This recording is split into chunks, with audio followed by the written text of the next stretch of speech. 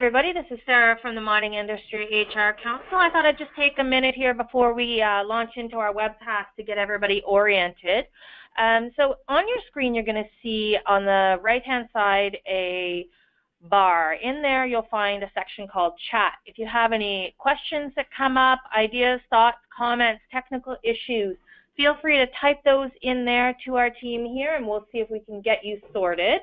As well, all the way through this webinar, please feel free to submit your comments and questions. However, we'll be holding those until the end, where we will be having a 15-minute Q&A session at the end. But feel free to put those questions in as they come into your head. And we really do encourage everybody to participate. As well, today's slides are going to be available on our Ensemble Network website. And we will be posting a link to the Women in Mining Canada's action plan as soon as that is available. So please invite your colleagues to join the network, get online, and participate. And, welcome everybody. Thank you for joining us to talk about all the ways mining employers can better engage sources of labor, including and in particular women. My name's Sarah Gaughan. For those who know me, many of you, but for those who don't, I'm the Manager of Diversity Initiatives here at the Mining Industry HR Council. MIR, as we're commonly known, is mandated to identify and address the HR and labor market challenges and opportunities for the Canadian minerals and metals sector. We collaborate with mining and exploration companies, organized labor, contractors, educational institutions, industry associations, and Aboriginal groups. As such, diversity and inclusion is really a priority area for us here at the Council and has been for the last decade. Most recently, we've launched this network Ensemble, which you're all members of now.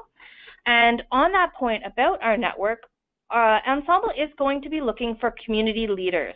We're looking for individuals to help us start conversations, identify and share diversity events and happenings from across Canada, and work continually to drive exciting content and conversations in your network. And to recognize the contribution of these community leaders, we will have an honorarium available. So if this sounds like something you're interested in or want to participate in, please reach out to me on the website. And moving on to today's presentation, Welcoming to Women, an action plan for Canada's mining employers. This is a topic that's continuing to garner attention and drive challenging and candid conversations in mining. Right now, women represent about 17% of the Canadian mining labor force. We have seen slow improvement. Between 2006 and 2011, the proportion of women in the mining labor force increased from 14% to 17%. Yet, women are still underrepresented as compared to other sectors. As of 2014, 20% of the workforce in mining, quarrying, oil and gas extraction were women. And we compare that to about 27% in manufacturing and 24% in the utilities sector. And if we think about this, to increase the representation of women to only 30% across the 66 occupations that our labor market intelligence team tracks here at MIR, the industry would actually need to hire over 48,000 more women. So clearly this is a challenging topic and a challenging area that we are all working on today. It's daunting, but many groups are working on this. They're working on increasing the representation of women, as well as making sure that the women that are in the sector today have the best opportunity to contribute to their full potential. And one of the groups that really has been doing a great job in this space is Women in Mining Canada. They've been working with a group of industry stakeholders on the National Action Plan for 3 years now. And we're very lucky today to be the first to have access to the resources and tools they've developed to improve the inclusion of women. We are joined today by Denise McLean, who's a senior leader with a broad range of experience in workplace gender and diversity issues, leadership development, HR strategy, and organizational change. She's going to tell us about WIMC's National Action Plan. She has 25 years of experience working on issues related to the advancement of women in a wide variety of industries. She has worked closely with us here at MIR and with WIMC Canada on several diversity and inclusion initiatives in the recent years. And through this, she's really gained a really good understanding and extensive insights into the challenges and opportunities in the Canadian mining sector. Beyond this, Denise has also worked on gender issues in other sectors, including trucking, as well as women-centered community economic development initiatives. She led the Conference Board of Canada's Centre of Excellence for Women's Advancement. And in that role, she authored and published research reports and developed pragmatic solutions and toolkits for employers. Beyond all of that, Denise also designs and delivers highly regarded leadership development programs across Canada. She holds a PhD in psychology with a specialization in measurement, assessment instruments, and educational psychology. So we're going to hear from Denise for the next 40 minutes or so, followed by your open Q&A at the end. And we'll also be joined by a member of Women in Mining Canada's board to answer any questions you may have specifically to WIM and its activities. So let's begin. Denise, I'm now going to turn it over to you to tell us about how we can take action for women's inclusion in mining. Thanks, Sarah, and hello, everybody. Very pleased to be here, and it really is a pleasure to speak about this initiative from Women in Mining Canada.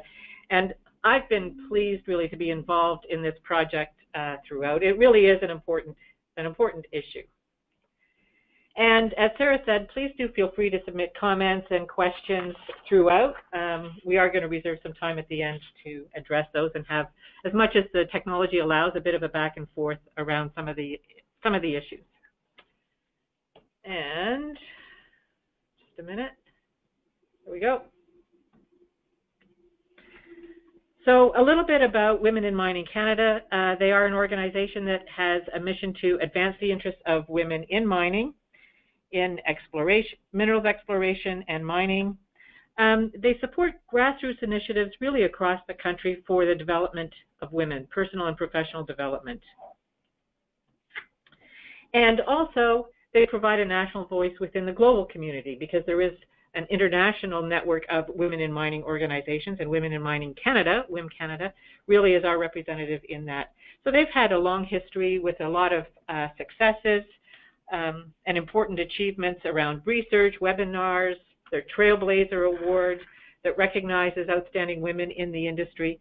There's a little clip here of Ramp Up, or a screenshot of Ramp Up, which was really a groundbreaking research study a few years ago that looked at working conditions and retention, work-life support, opportunities for advancement, many of the issues that are challenges facing women in the workplace.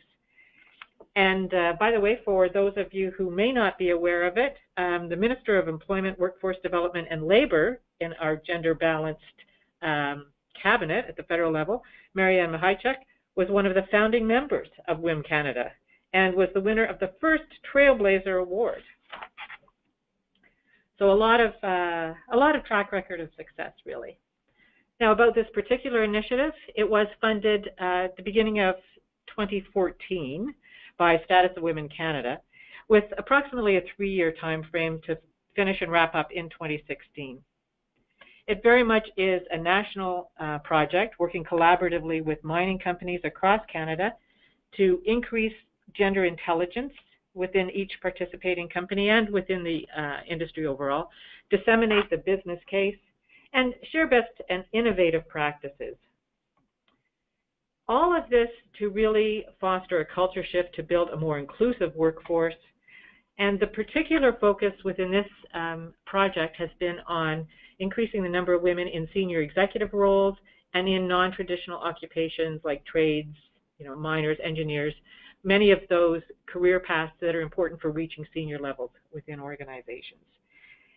And throughout this, we have kept in mind that when we say women, we really are talking about a wide range of women. They're in a variety of occupations. The majority are in rural and remote areas. Obviously, that's where most mining operations are. And they're from all cultures, regardless of origin. Now, this chart reminds us that despite the recent downturn in the industry, and certainly the time frame of this project is right smack in the middle of that, the projections really are that there will be a need for an increased workforce. There will be shortages that will raise their ugly head again. Barbara Kirby actually spoke to this in the webinar, 4 weeks ago, something like that. Sarah's nodding at me here, so I guess I've got that right, 4 or 5 weeks ago. That we will continue to need women and men in the mining industry. These are long-term trends that are not going away just because of short-term cycles.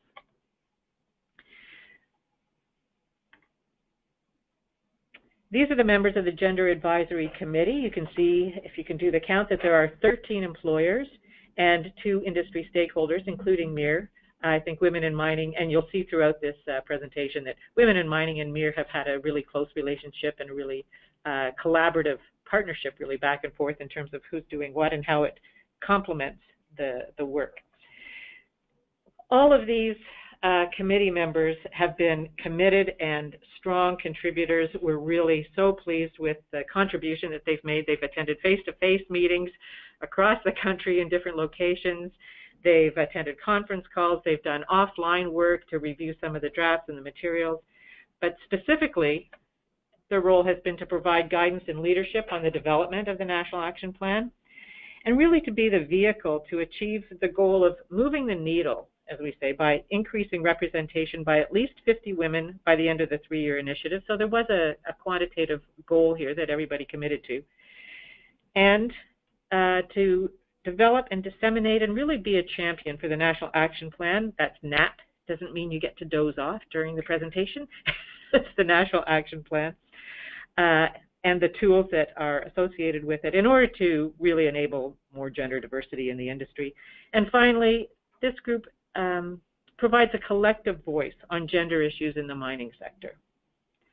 And as I said, they've been very generous with their time and their insights. And if I can speak on behalf of Women in Mining, I will say that there's a lot of appreciation for the contribution that these people have made, always off this corner of their desk, but really very responsive and very helpful. It's been great.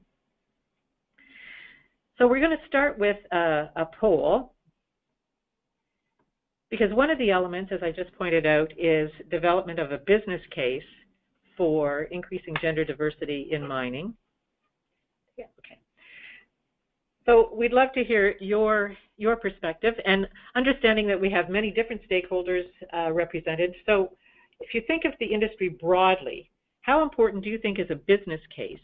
So that's that bottom line argument for gaining buy-in of senior decision makers that are somehow related to the industry. Is it absolutely critical? You know, unless you can show that it improves bottom line results, don't talk to me. Is it important but not critical? Or is it like I heard from not a mining organization, but another organization I talked to last week, whose board members had said, you know what, I don't need to hear the business case. I don't want to hear the business case. It doesn't matter to me about the business case. It is the right thing to do, period.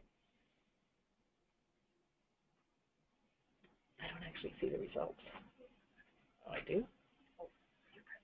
Sorry, we got to figure out how I see the results here, people. There we go. The poll is, you can see. So Denise, here we can see as a result of the poll, about 70% of our people who voted here said it was absolutely critical to have a business case. About 30% people who responded said it was important but not critical. And in disagreement with whoever you spoke with last week, absolutely nobody said that this was not needed, that it was a nice to have. Okay. Well, thank you. So that's interesting.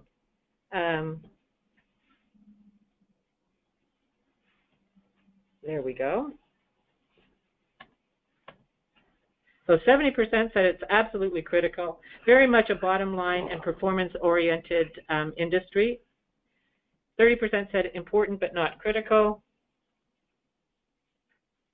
And every time I switch, I lose the slideshow.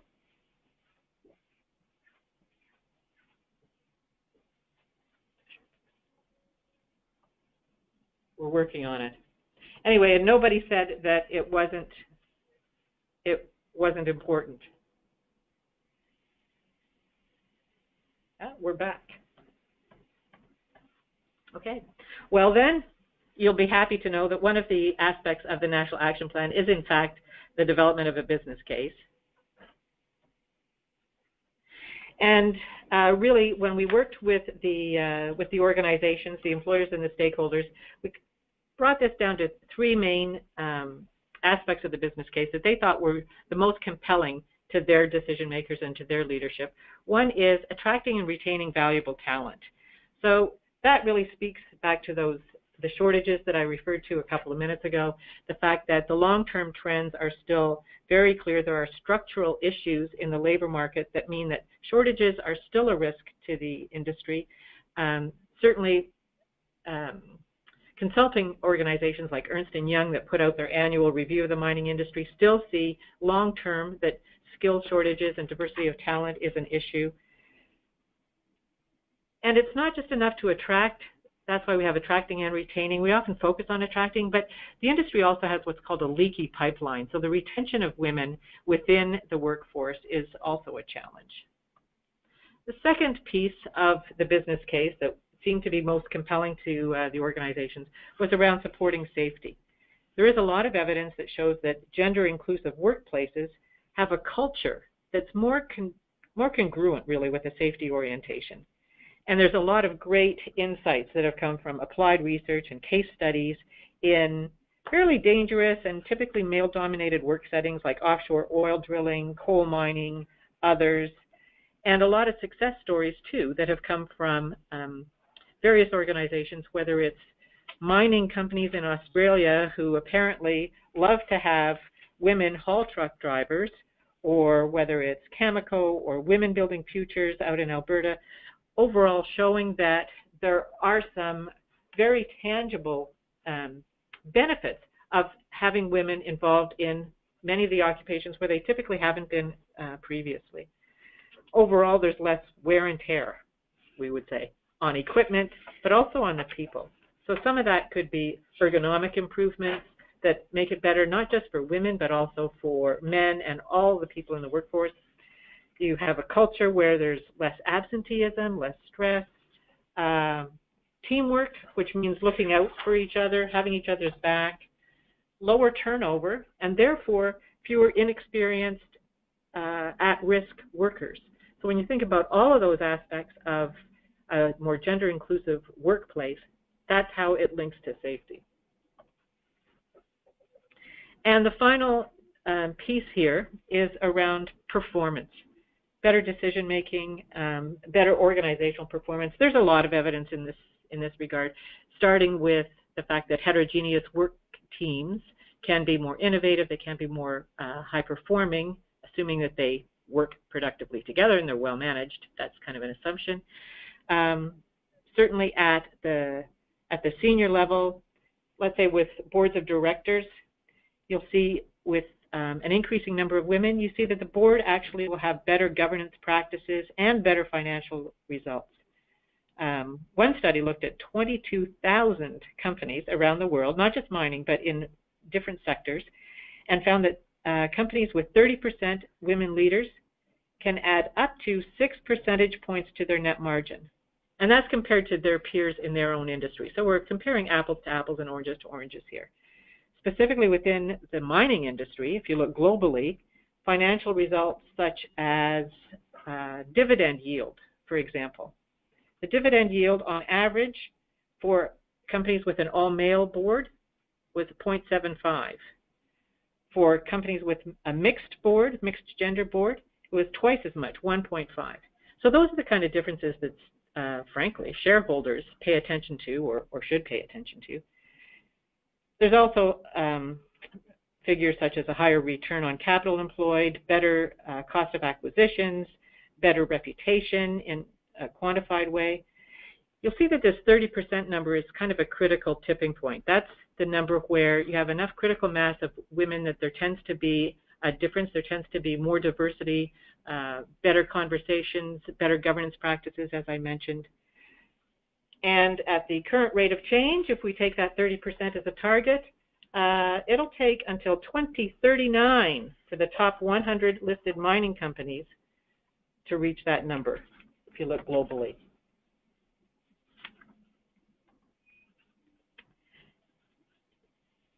So with that kind of as a background, which aspect of the business case for gender inclusion resonates most, do you think, with mining stakeholders?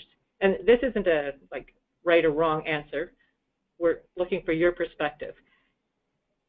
With your involvement in the industry, with your knowledge of the industry, is it attracting and retaining talent? Is it supporting safety? Or is it the contribution to better decision-making and better performance, more innovation. Or, you know what, none of those really grab attention. We'll just give everybody a minute here to vote, Denise. We've got about 54% of you voting, so the other half, get your votes in now.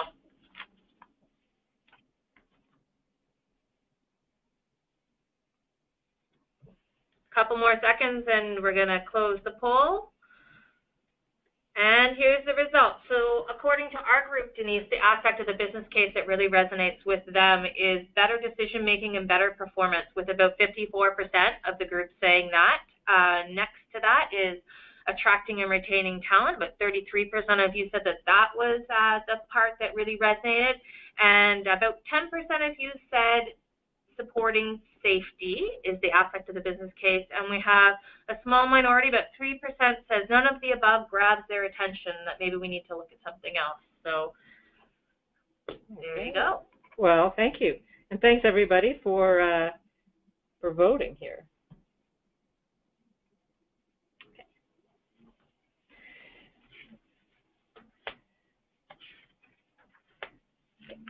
So if those are the business results that we are trying to contribute to, and absolutely, I think that general one of better performance, better decision making extends at all levels throughout the organization and tends to be applicable fairly broadly or widely, I think, across the industry.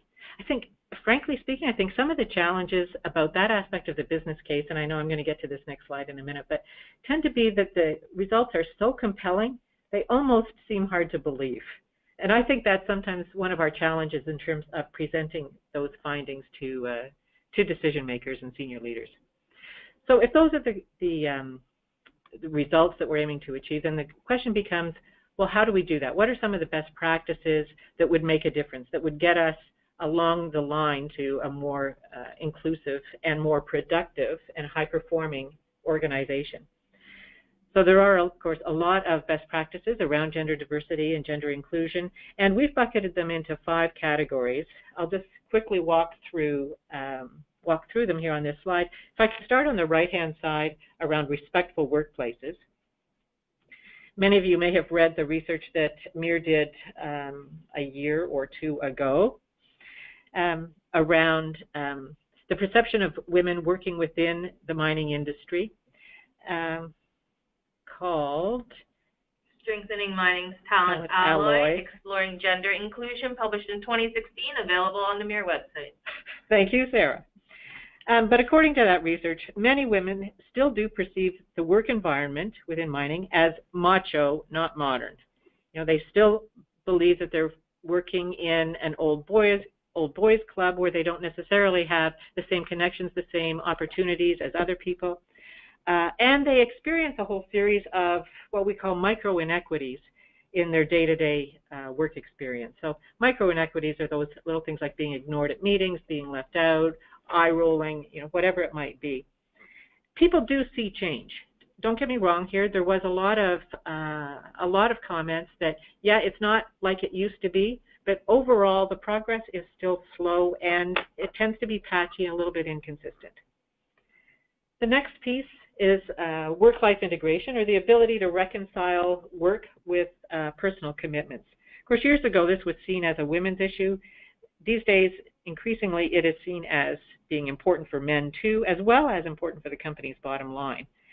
And in this category would include things like policies and programs that are specifically oriented towards reconciling work with personal life, like flexible work arrangements, personal leave, various kinds of benefits, EAP programs, allowing or putting in place some technology to make it easier to communicate with your family if you're at a remote work site, vacation, overtime, childcare, partnerships, all those sorts of things.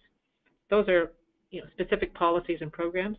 Then there are day-to-day practices around things like not having meetings that extend past core working hours, or not expecting responses to emails outside of work time. And then finally, there are things around reward systems. Like, who is it that gets promoted? To what extent do we value face time and spending long hours in the workplace as opposed to actual contribution and productivity. Continuing around the circle here, we've got inclusive practices for career opportunities. That includes things like learning and development support for women, promotion practices that specifically look at some of the systemic biases that often creep into career paths and promotion decisions within organizations. And then retention practices. All of those things that create and boost really a healthy talent pool. A lot of the research indicates that mid-career years are really critical. And uncovering those systemic barriers that often exist, tracking results, counting and keeping track of who are our high potential women, who are the people who are on career tracks, what percentage of men and women are getting promoted or are getting stretch assignments or relocations or important sort of job assignments that help them to develop the skills and the competencies that are required for the next level up. So the kinds of practices that are looked at there are more inclusive and more diverse career paths, networking, being explicit about mentoring and beyond mentoring, sponsorship. So pairing women with or encouraging senior executives and senior managers really to reach down into the organization, find the talent, men and women, but in this case we're talking about specifically making sure that women are not overlooked, and sponsoring them for those critical opportunities that make a difference. Bias-aware talent management processes. How do we define high potential? What kinds of characteristics and behaviors do we assume are part of showing the potential for senior leadership? Going around to the next one, an industry that's a magnet for talent. This is really about attracting women to the mining related occupations or post-secondary studies that are relevant. And this is critical to look at certain decision points. You know, there is some research that shows that young women who are in, say, in secondary school, when they're looking at their post-secondary options, I'll tell you, mining-related occupations are not top of mind for them. MIR actually did a survey of over 1,500 women job seekers, not just young women, but job seekers. And the majority of those, over 1,500 of them, the majority disagreed that mining employs people like me. Like they did not see themselves in the industry at all. The things that will make a difference here are things like outreach, partnerships, branding the industry, understanding what is it that will appeal to people and how do we get that message out. And finally, at the top here, and we're going to drill down on that in a minute, is signs and symbols of gender inclusion in the workplace culture. Here we often talk about an iceberg analogy in terms of culture, right? There's a whole lot of the culture in an organization that's below the surface. It's a little bit hidden, a little bit harder to see. And then there are some things that are above the surface, that are clearer, that are documented, that are much more evident. So in this case, it could be terminology, images, the facilities that you have, policies, anything that appears to be designed for men. In many cases, these were created, years, if not decades ago, and it didn't occur to people to think, oh, wait a second, what would this look like in a workplace where we have men and women? And this isn't just political correctness here. These things send subtle but very powerful signals about who's in and who's out. And they're the kinds of things that over time create or sort of reinforce, I guess, some of those unconscious biases, right? So if we think of job titles like foreman, okay, something comes to mind when you hear that job title. If we think, and it's typically a male image that comes to mind. If we think of team lead, maybe a different image comes to mind. And these sorts of things in microseconds affect the decisions we make, affect whether or not women will see themselves in those roles and put their names forward and want to apply, or whether somebody who's looking at conducting interviews sees this person as a fit or not with that job. Again, MIR has done some great work here. They've got a gender equity in mining project and toolkit that helps companies to uncover and address those. Looking at things like job titles, equipment terminology like man carrier, facilities, personal protective equipment. You know, are those available in sizes and in, I don't want to say styles, but in ways that are appropriate for women? Travel policies that allow people to feel safe if they're in a remote area. Things like that that really require specific attention to find and address. So our next poll asks you about your experience about that. So has your organization, or in your individual work, if you're a researcher or if you write reports, how conscious have you been about that? Has your organization undertaken an action related to those signs and symbols as a way to increase the participation of women? Yes, we're very active, we're on that. Yes, we've done some stuff, but it's not a strong focus. Ooh, yes, we have done some stuff, but it's really not consistent or sustained. And no, we haven't done anything like that. Give everybody a minute or two here to think about that and get their vote in.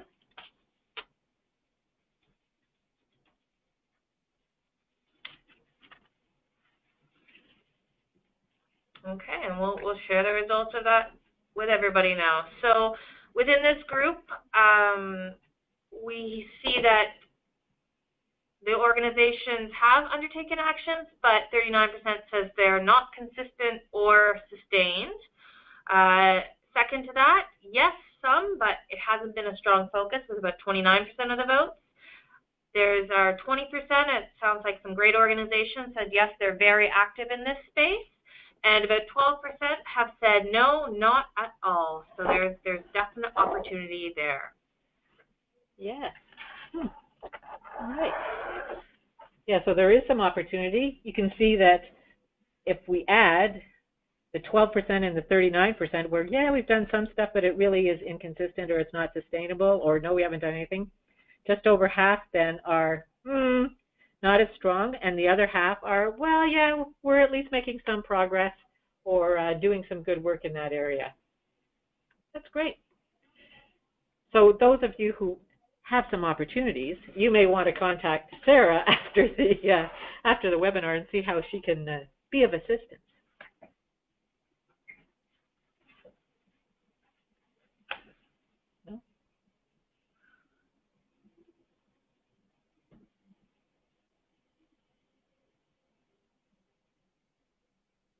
We're just making sure that you can actually see the screen.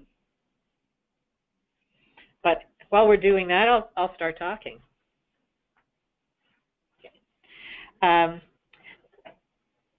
So there have been a lot of initiatives, obviously, about gender diversity, gender inclusion. I think one of the things that sets this one apart a little bit is that it has taken really a very comprehensive view, understanding that to make systemic change in workplaces requires understanding the practices for gender inclusion and also understanding how to make change stick, how to make it take hold and be sustained within the organization. So the action plan really takes a view of gender best practices and also the best practices for change management. So really the three phases of change are creating a strategy, implementing the strategy, and reinforcing the change. So within the National Action Plan, there are steps to follow for each of those phases, and there's tips, and there's a link to a set of tools that are relevant at one or two, or in some cases, all three of those phases. I love this quote from an executive within the mining industry. It's easy to put all the PR stuff on the website, but it's pointless without active support. We need to get senior people to create goals and to promote more women coming in and advancing. And that really is one of the findings of change management, for example, is that you really need the senior level buy-in and that focus on making change happen, not just having good intentions, but actually putting it into practice and putting it into action. So I did mention that along with the National Action Plan, or as part of it, there are a set of tools. There are, in fact, 10 tools that help organizations to move from good intentions, or what I would consider to be New Year's resolutions this time of year, into implementation, into making change and really getting traction on some activities and some actions. So if we put them into a few buckets here, there are 3 tools around measurement. And it's funny, I was at a conference just last week, and there was an executive from IBM who spoke about gender diversity, and her point was that in their experience, when they have stopped measuring, they have slid back in terms of progress. That you really need to keep your eye on the ball in terms of knowing where are we now, where are we going, what are the progress indicators, how are we moving forward. So there are 3 tools around using baseline and readiness assessments. So that's really at the starting line, where are we, what are the things we need to pay attention to, what's our readiness for change within the organization. So not just looking at the gender numbers around women, but also the cultural indicators around the workplace and the readiness and the buy-in for change. Setting targets with teeth, I'm going to look at that in just a minute or two in a little bit more detail, but that really is about setting very explicit targets. They might be numerical targets, they might be behavioral targets, but being very explicit about that and following up with it. And then using monitoring and impact assessments. How do I track how we're doing and what the results were, what the impact was? Not just, oh, the numbers went up, but are we achieving some of those business case results that we were hoping to achieve? Throughout change, it's important to engage people. 3 tools here. One, again, I'll look at in a minute, is gender champions in action. It's one thing to say, oh yes, we need to have champions, we need to have senior level people be involved, but what does that really look like? How can we help them to make sure that they're doing what they need to do, that they're stepping up to the plate? Getting started on a communication and engagement plan, give some tips and tools and some templates in terms of how do I explain this? What are some of the topics I need to address?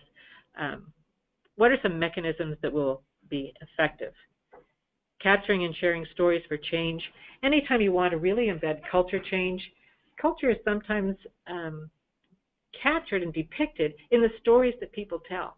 And as you're making progress, or as the organization is evolving and moving forward, the stories that are told will change. And if you're focused on that and a little bit explicit about managing that, that can really help to, I guess, advance and accelerate the change. Educating people about gender diversity.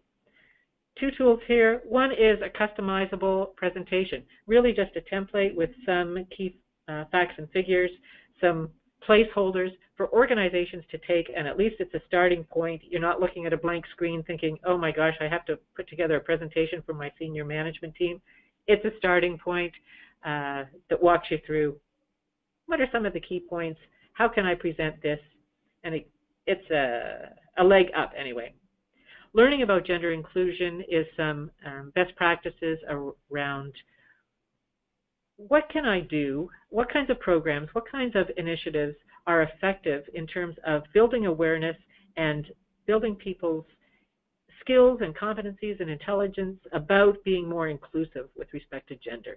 So it looks at things like bias-aware workshops for senior management, or different things that make people more aware and competent around gender inclusion. And finally, in terms of enhancing inclusion throughout the organization, there are 2 tools. One looks specifically at women-focused development strategies. What are the learning and development, the career development strategies and approaches that have been used effectively across this industry and in others, and how does that make a difference? And how can I implement those? What are the success tips, really, the best practices, not just for doing it, but for making the change, for implementing it in the organization? And then the next one is embedding gender inclusion into business practices. How do we look at our overall business, including procurement and all sorts of things, and say, yeah, we're going to be more inclusive in an intentional way of women in all aspects of our business. So there's some tips and techniques and some worksheets and that sort of thing in all of those tools. Just to give you a sense of what they look like, if I pick one of them, setting targets with teeth, the point here, as I mentioned, is that you need to have a clear idea of what's to be achieved, by when, and why. There's lots of evidence to back this up, lots of well-founded research that shows that that's critical to making good progress on gender inclusion. Having good intentions is just not going to cut it. So to give you a sense of what this tool does, here's a little screenshot under the category of representation of women. Gives you some sample KPIs or sample targets or sample indicators that might be relevant in your organization. And again, the idea is you pick and choose, you adapt it as you want, customize it to your situation.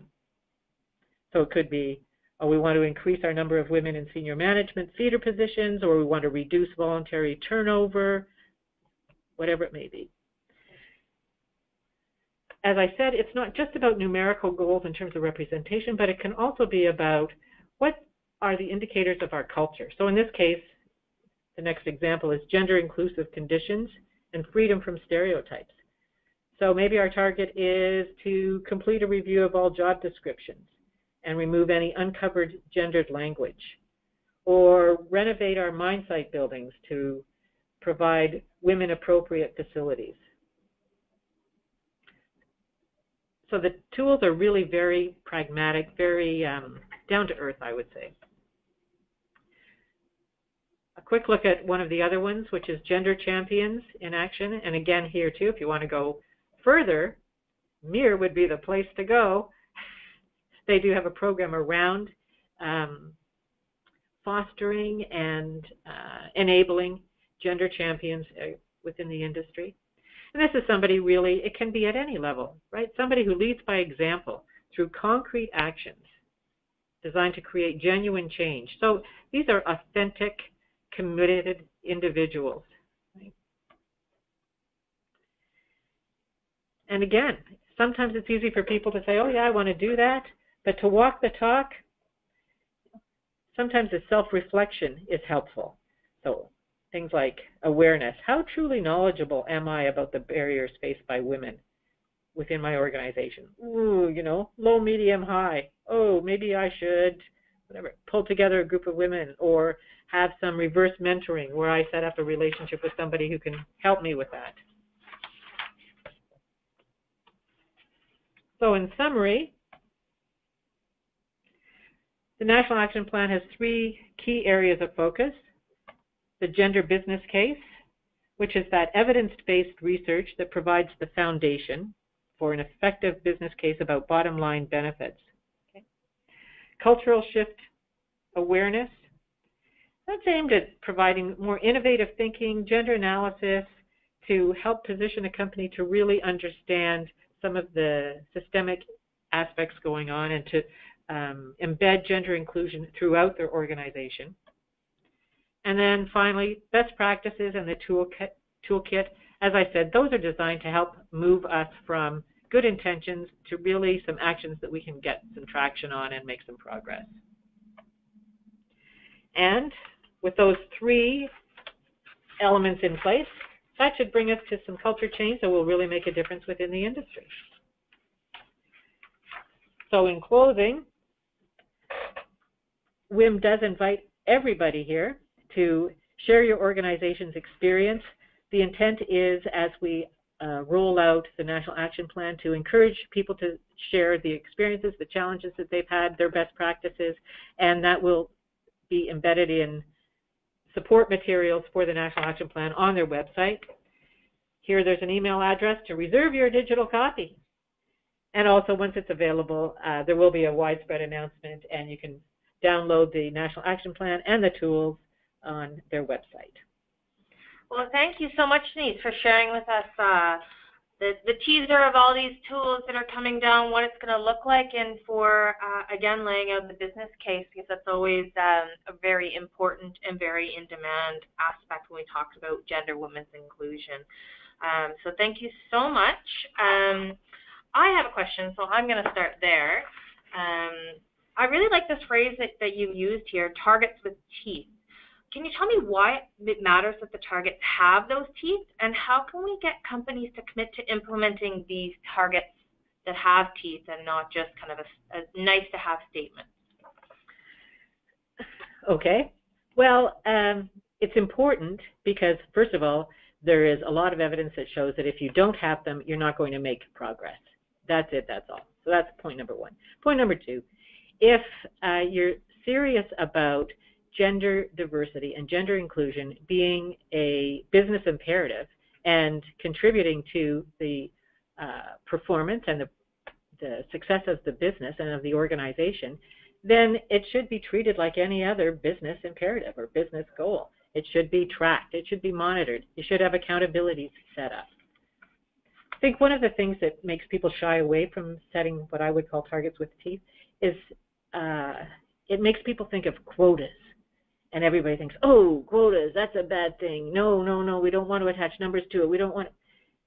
And you know what? I think that's a complete red herring, really, because companies and organizations do this all the time, right? They set productivity goals, but recognizing that it can't compromise safety.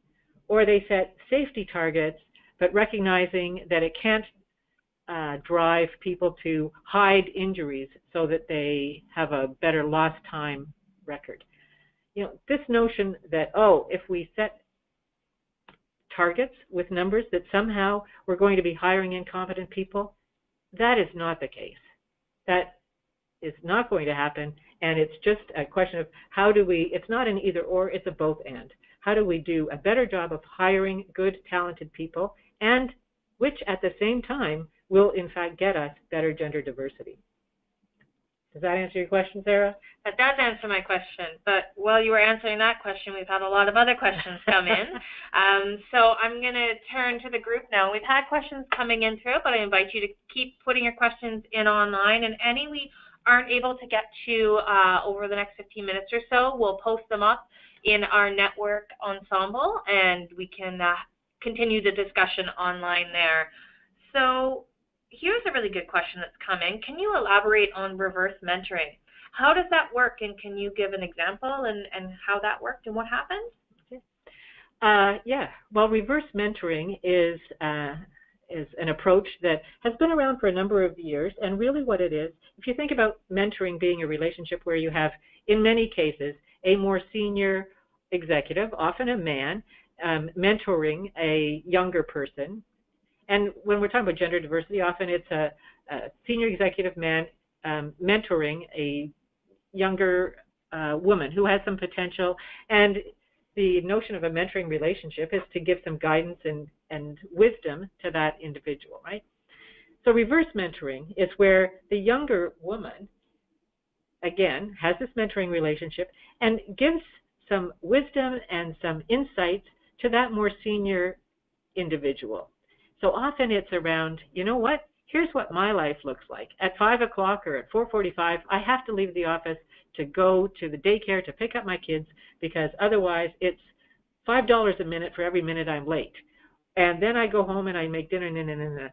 So there are some really good examples and case studies of the insights that people have received by getting a sense of what it's like to live in the other person or walk a mile in their shoes, to go to meetings and watch the dynamics of how that individual is treated, to see what kinds of work assignments the person is getting. So that's the notion of reverse mentoring. It's, gee, I want to know more about what it's like in that person's life, and setting up a fairly formalized relationship so that they get that insight.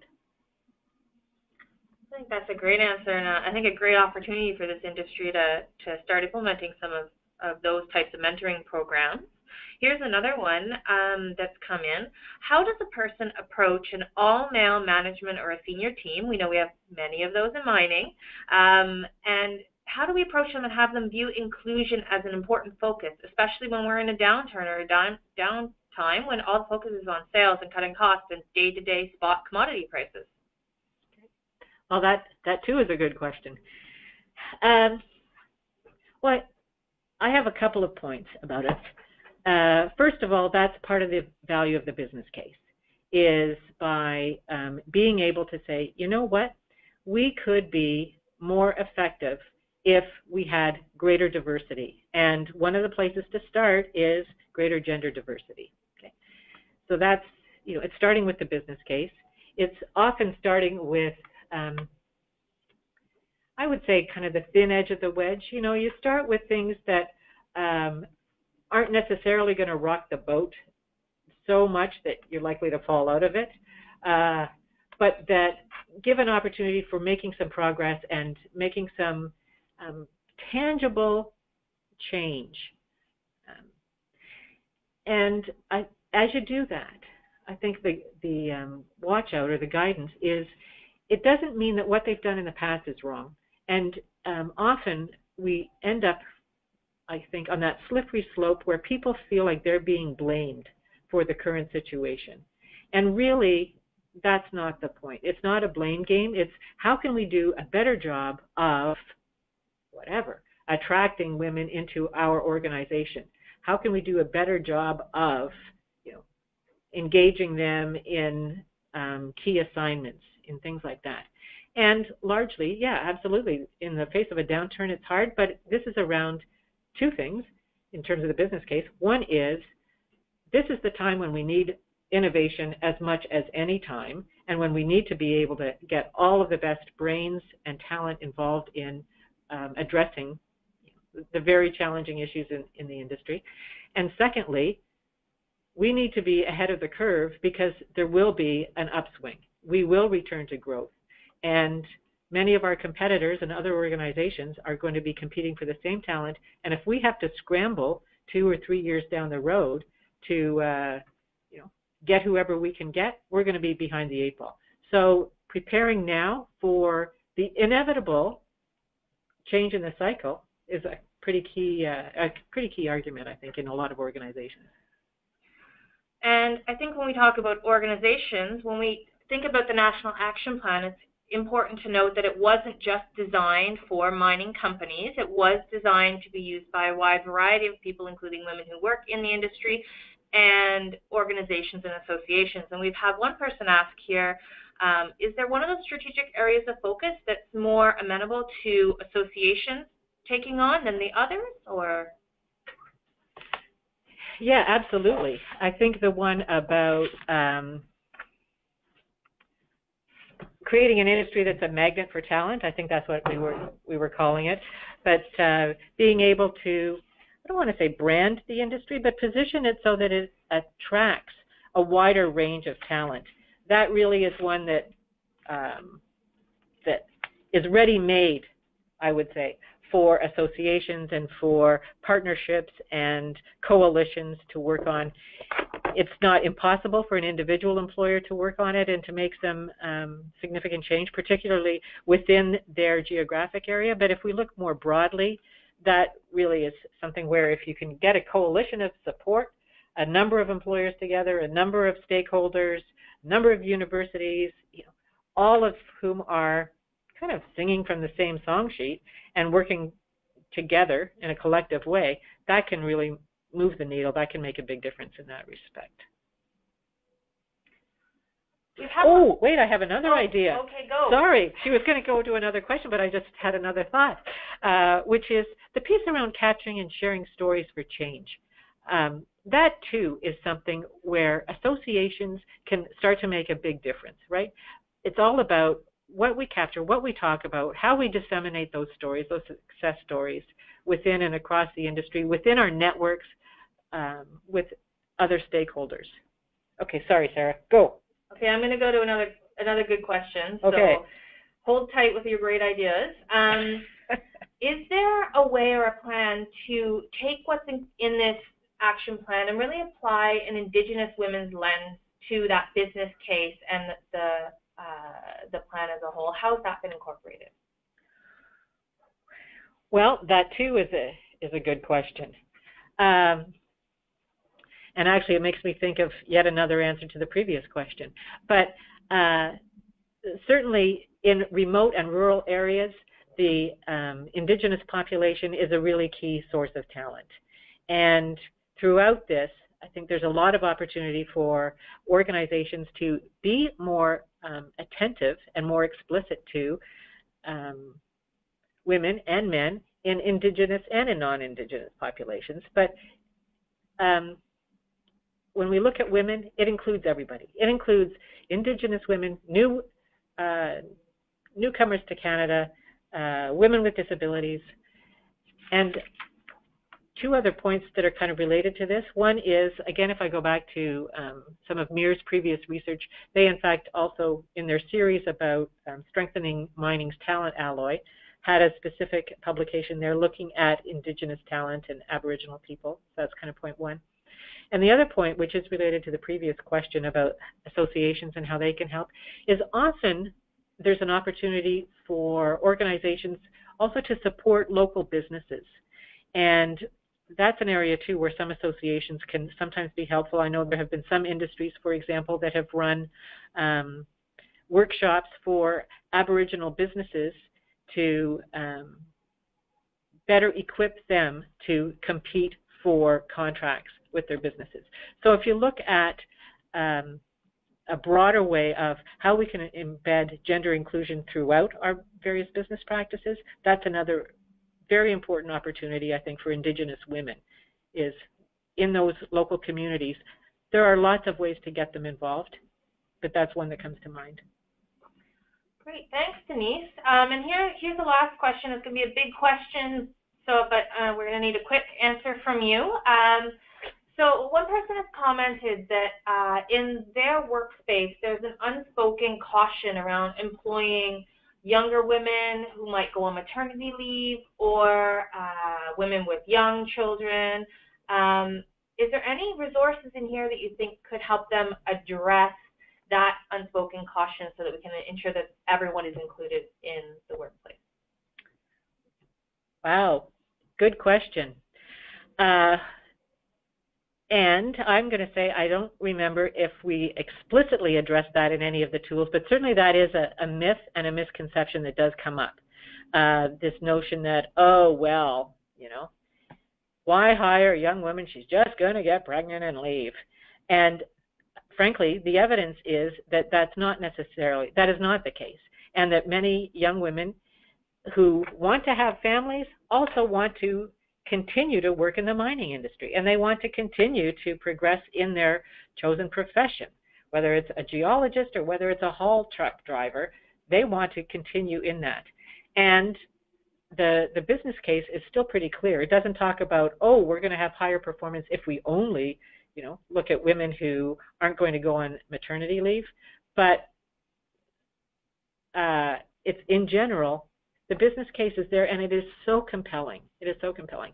And also, as the population demographics shift, you know what, if we rule out all the women who may go on maternity leave, who may have kids, and all of the men who may decide, especially in the younger generations, that they want to take parental leave, and they want to spend time with their families, and they want to be involved in raising their young kids, you know, we're going to be lonely in our organizations, I think, if we start to eliminate all of those people.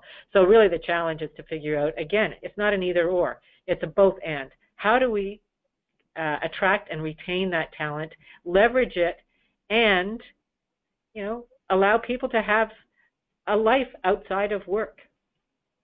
And there are lots of good practices around that. Yeah, it may require a little bit of change, but gosh, if we don't change, you know, we die. So maybe that's my last word here. Yeah, on that positive note, we have had actually a lot of other questions, and we don't have time to address them right now, but there's a lot of really good questions on here about where we're going to go from here with the National Action Plan, good questions about what the organizations that participate in this National Action Plan have committed to and how we're going to track that progress. some really great questions. So we're going to put those up online, and we're going to invite the team from WIM to come online and address those specifically.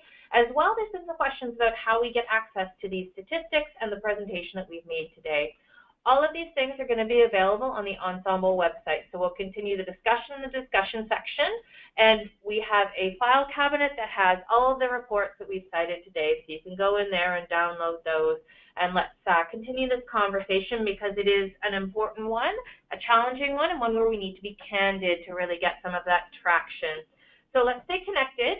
And if you have any other questions that come up as you're reflecting on what we've talked about today, post them. Denise or I will try to get you an answer to those. So goodbye, everybody. Thank you so much for joining us, and enjoy the rest of your Tuesday. I hope you can all join us again next month, where we'll be joined by Dr. Judy Laws from Greybridge Malcolm, who's going to be sharing with us Developing a Diversity Strategy 101. Thank you so much. Bye-bye.